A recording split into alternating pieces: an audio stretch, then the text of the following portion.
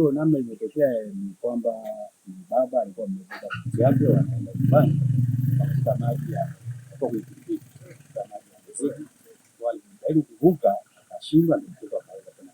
Tunatuma vijana kwa ajili ya kwenda kwenye jitihada za kujaribu kama angalau tuokoa hata mwili.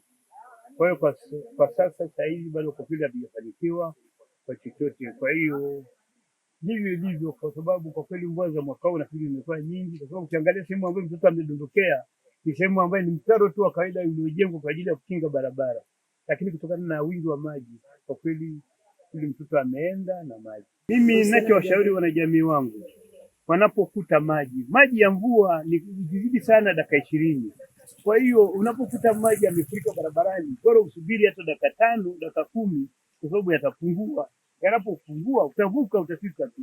Bora uchelewe kufika, lakini ukafika ukawa salama, kuliko kuharakisha kusema kwamba unawahi, una haraka, ukapoteza maisha na ukapoteza maisha ya watu wengine ambao hawahusiki na lolote. Kama mtoto ilivyotokea, sisi tulifika na babu yake binti aliyepelekwa na maji.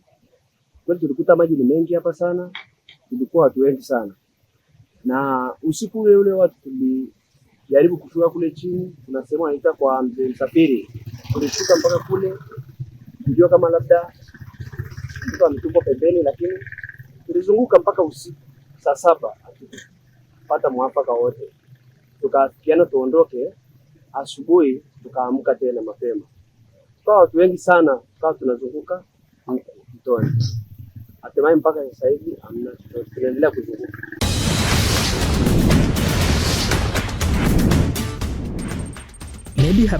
Medi Habari, sisi na wewe ni kitu kimoja.